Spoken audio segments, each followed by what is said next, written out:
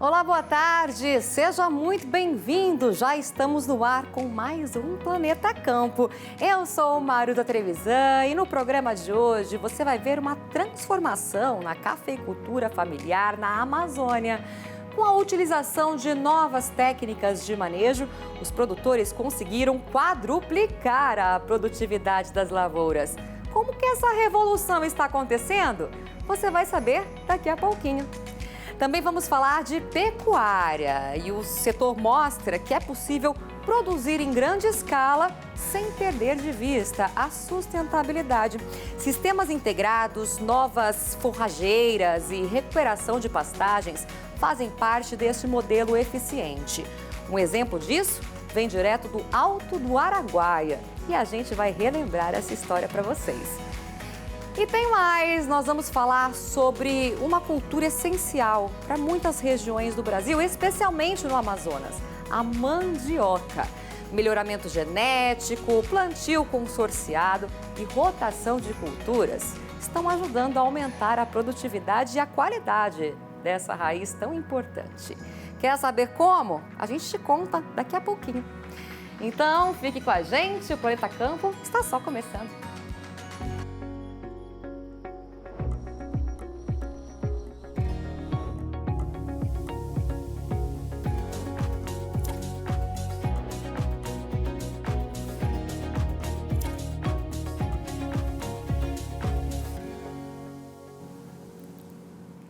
A gente abre o programa de hoje mostrando práticas modernas que estão transformando a cafeicultura familiar na Amazônia.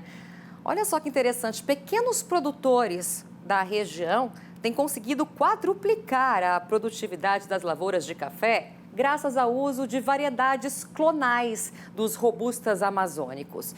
Lavouras que antes produziam cerca de 20 sacas por hectare, agora chegam a 120 sacas.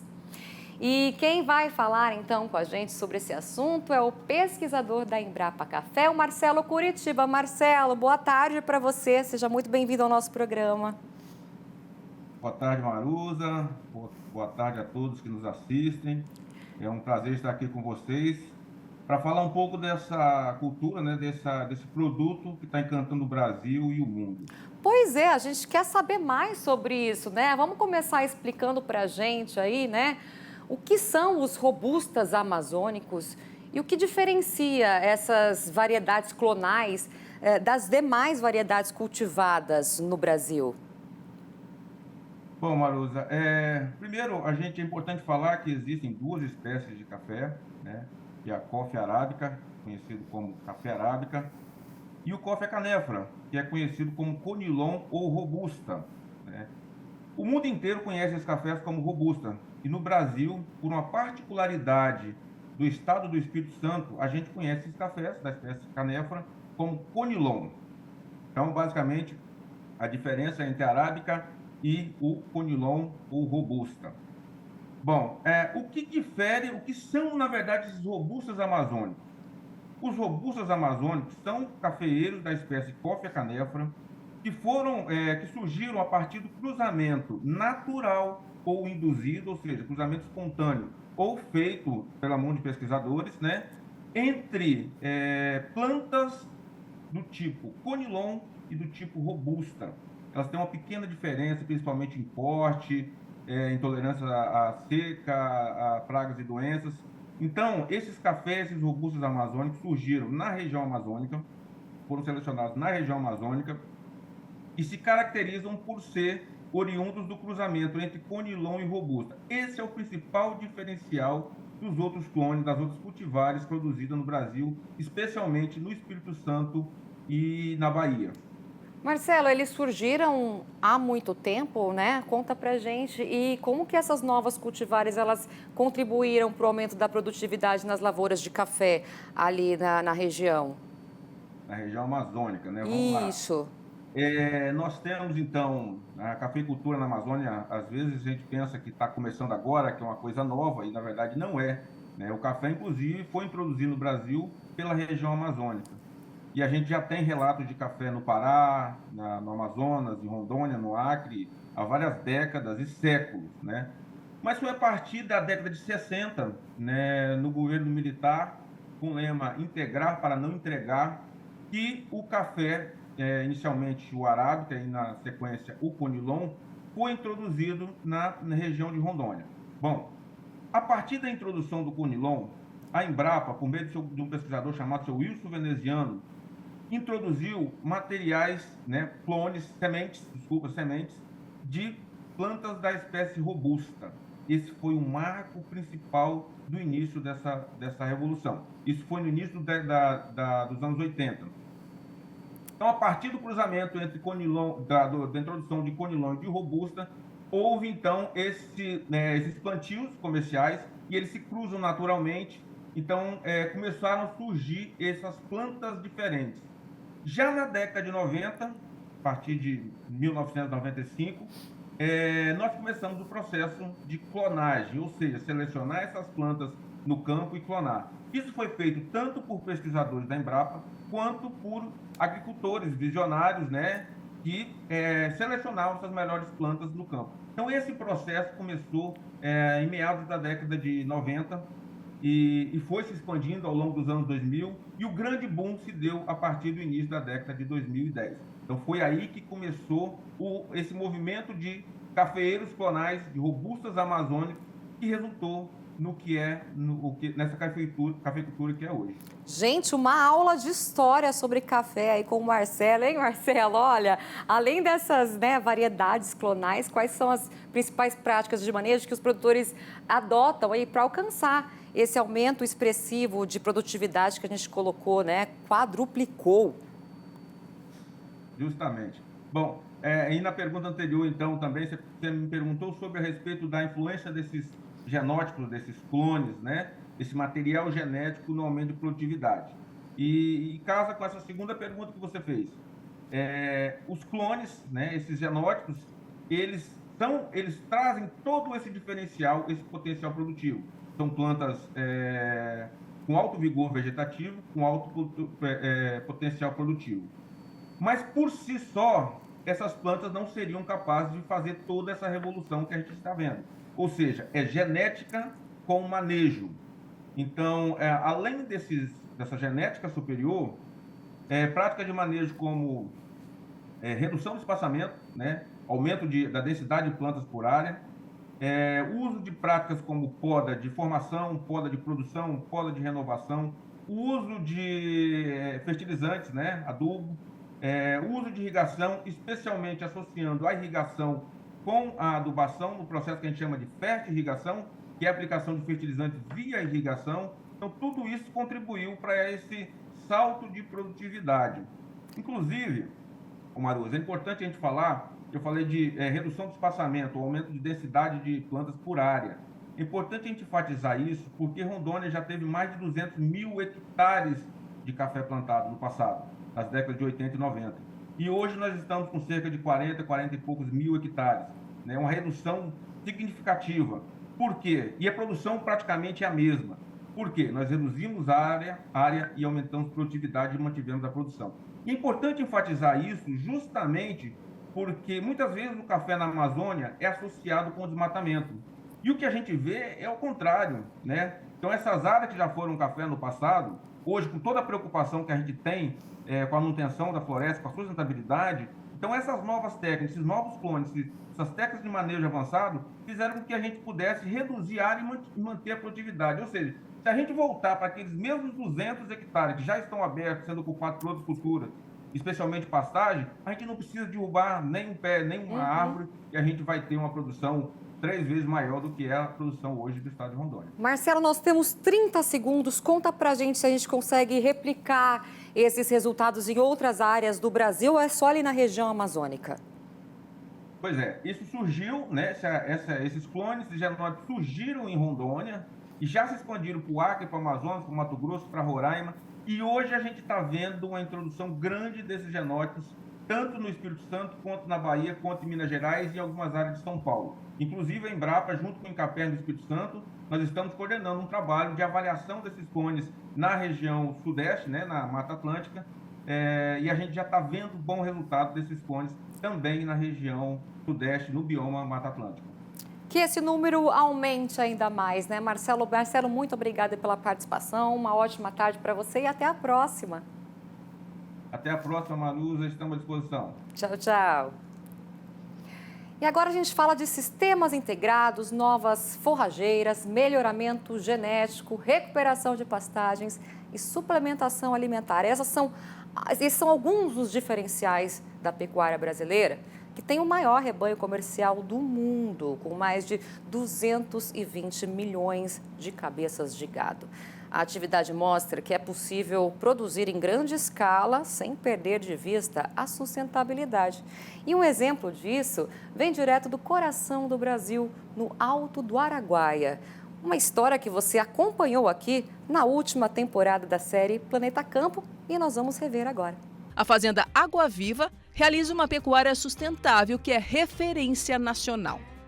São vários os manejos sustentáveis realizados na propriedade. A gente entrou com a agricultura, hoje praticamente 15% da área produtiva da fazenda está com integração lavoura-pecuária, então a gente entra com uma nova atividade, diversifica riscos, né, produz mais alimento, gera mais renda e na época da seca você tem essa área ainda para colocar o gado. Então, são ações ganha-ganha. Segundo a Embrapa, a integração lavoura-pecuária é uma excelente alternativa para a recuperação de áreas degradadas por meio da intensificação do uso da terra, pois potencializa os efeitos existentes entre as diversas espécies vegetais, proporcionando de forma sustentável maior produção por área. O sistema otimiza o uso da terra com a produção de grãos em áreas de pastagens e melhora a produtividade em decorrência de sua renovação pelo aproveitamento da adubação residual da lavoura, possibilitando maior ciclagem de nutrientes e o incremento da matéria orgânica no solo. A Água Viva é líder na conservação da biodiversidade do meio ambiente e na recuperação de APPs, áreas de preservação permanente e reservas legais degradadas. Além disso, adotou práticas de intensificação, sustentabilidade, bem-estar animal, conservação ambiental e mensuração de gases do efeito estufa, seguindo todas as exigências do Código Florestal. Estes manejos provam na prática que é possível produzir em clima tropical sem prejudicar o planeta. Muito bacana, né? Parabéns então ao Caio Penido e a toda a equipe pelo excelente trabalho. A nova temporada então da série Planeta Campo estreia em abril e você é o nosso convidado para embarcar aí nessa jornada pelos biomas brasileiros, descobrindo as principais práticas sustentáveis que estão transformando cada região brasileira. Agrosustentável, Brasil mostrando como se faz o Brasil, referência na produção de alimentos com sustentabilidade. E chegou a hora da gente responder a mais uma dúvida do nosso público. A pergunta de hoje é a seguinte: como o avanço da regulamentação do mercado de carbono no Brasil pode impactar pequenos e médios agricultores?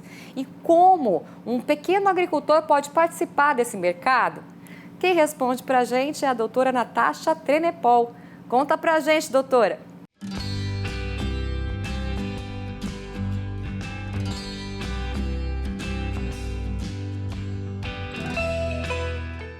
No ano passado, foi aprovada essa lei que agora criou um mercado regulado de carbono. Essa lei vai trazer obrigações para diversos setores. Então, por exemplo, a indústria vai passar a ter obrigações de reduzir as suas emissões ou compensar e comprar créditos. O pequeno e médio produtor, ele pode participar gerando esses créditos que vão ser comprados. É toda forma de atividade que gera créditos? Não. Existem regras específicas, existem metodologias, por exemplo, recuperação de áreas degradadas, reflorestamento, troca de combustível na propriedade.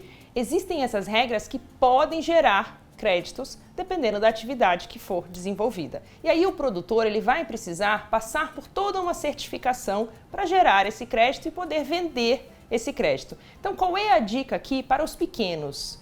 Associações, cooperativas, porque o custo inicial de você gerar um projeto, gerar um crédito é alto. Então essa é uma forma do produtor se juntar e realmente participar desse mercado. Obrigada, doutor. Olha, agora nós vamos fazer um breve intervalo e na volta nós vamos ver que melhoramento genético, plantio consorciado e rotação de culturas estão ajudando a aumentar a produtividade e a qualidade da mandioca. É daqui a pouquinho, não saia daí.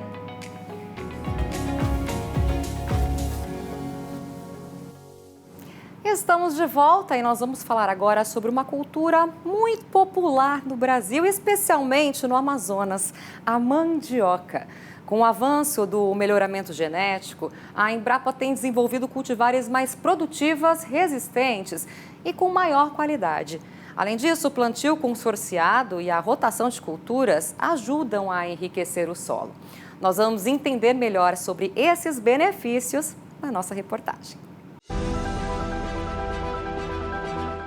Para grande parte da população amazonense, especialmente nas áreas rurais e comunidades indígenas, a mandioca, ou macaxeira, representa a base da alimentação. Rica em carboidratos, vitaminas e minerais essenciais como vitamina B6, ácido fólico e potássio. A planta já era cultivada pelos indígenas antes mesmo da chegada dos portugueses ao Brasil. O país hoje é um dos maiores produtores mundiais, com a produção anual de mais de 20 milhões de toneladas de raízes frescas de mandioca por ano. E o Amazonas, o segundo maior produtor da região norte, possui cerca de 100 mil hectares de área plantada. Conversamos com o pesquisador da Embrapa, Dr. João Ferdinando, que há mais de 30 anos se dedica às pesquisas referentes à cultura aqui na região. Nós produzimos em torno de 100 mil hectares de área plantada e temos uma produção regional ou estadual de quase 1 milhão de toneladas de raízes por ano. A Embrapa, desde quando foi criada, que ela trabalha com essa cultura aqui no estado, né? A parte de pesquisa. A parte de pesquisa que a Embrapa, e isso em função exatamente da demanda, seria relacionado com a questão do melhoramento genético da cultura, tá? Com a conservação do germoplasma dessa cultura e com a parte fitotécnica da cultura. Esses três, vamos dizer assim, esses três ramos são os que a gente trabalha com a cultura da mandioca aqui em termos de pesquisa. Nós temos um banco de germoplasma que seria relacionado com a parte de conservação, que hoje deve ter aproximadamente 300 acessos de mandioca coletados aqui no estado, alguns coletados em outros estados aqui da região e alguns vindo lá da Bahia, lá do Centro Nacional de Mandioca e Viticultura. O Programa de Melhoramento Genético da Mandioca, da Embrapa, é pioneiro e referência mundial. Um trabalho que tem impulsionado a produtividade, a qualidade e a resistência da cultura a doenças e pragas. Aqui atrás, se vocês realmente observarem, nós temos 12 experimentos que são oriundos de cruzamento de 2 materiais de mandioca brava e 2 materiais de mandioca mansa, de macaxeira. Nós acreditamos que até 2026, pelo comportamento que esses materiais vêm apresentando, a gente deve recomendar pelo menos um material de cada um desses, mas eu acredito que tem a possibilidade de fazer até mais de uma recomendação desses materiais. São muito bons os resultados até agora, né? Recentemente, uma nova cultivar foi desenvolvida pela Embrapa e, inclusive, já foi distribuída para agricultores locais. A BRS Jacundá, esse material é um material que realmente apresentou um desempenho muito satisfatório, né? Ela tem uma característica que atende perfeitamente o interesse dos agricultores, que ela tem a coloração de a polpa amarela. Então, para a farinha, ela é espetacular. Tem um rendimento que, se adotado todas as recomendações que a gente tem dela, pode chegar a 40 e poucos toneladas de raiz por hectare, né? E nós acreditamos que ela possa realmente ter uma contribuição muito grande daqui mais uns 2, 3 anos, quando ela passar realmente a estar na mão de muitas pessoas, para serem realmente trabalhados e melhorar o processo produtivo. De acordo com Ferdinando, outra prática que deve ser utilizada pelos agricultores para fazer melhor uso da área é a consorciação da mandioca com outras culturas. E se ele fizer, por exemplo, consorciação com outras culturas, usando feijão caupí, usando milho, arroz ou outras culturas, ou fazendo rotação com leguminosas, né, para a cobertura do solo, certamente ele vai ter um outro comportamento nessa área e ele pode ficar trabalhando o tempo todo numa mesma área. Porque quando ele faz a questão da consociação ou da rotação, a folhagem das outras culturas vão se transformar em matéria orgânica, principalmente se usar leguminosa, e isso vai enriquecendo cada vez mais o solo. Então ele vai melhorar as propriedades químicas, físicas e biológicas do solo. Então, se realmente praticar esse tipo de cultivo, ele pode permanecer na mesma área sem ter que ficar saindo de uma área para outra. A partir da mandioca surgem vários produtos derivados dela. Aqui no Amazonas, os mais famosos são a farinha de tapioca, o tucupi, beiju, a goma e o pé de moleque. A farinha, com certeza, é a queridinha desses produtos e não pode faltar no prato do amazonense.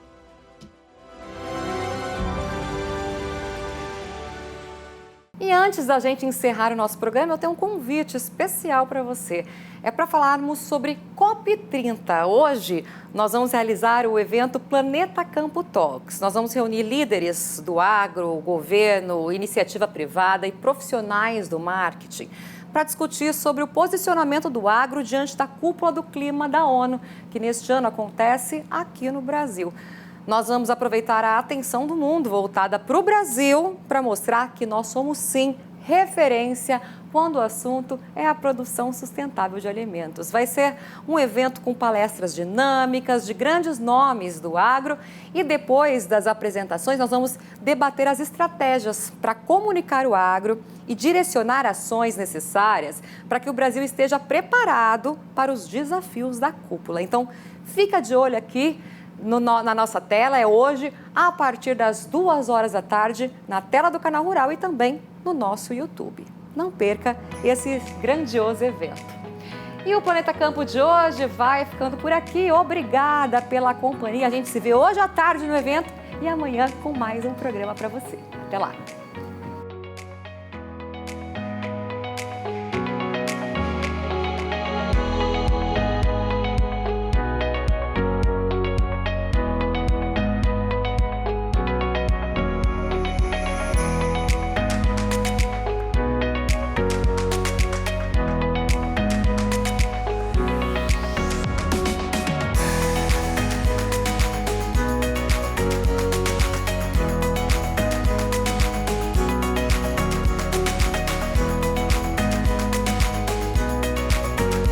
Planeta Campo. Patrocínio JBS, alimentando o que alimenta o mundo. UPL, reimaginando a sustentabilidade. Apoio Campo Forte. Nosso forte é fazer você produzir mais. Infinity. SLC Agrícola.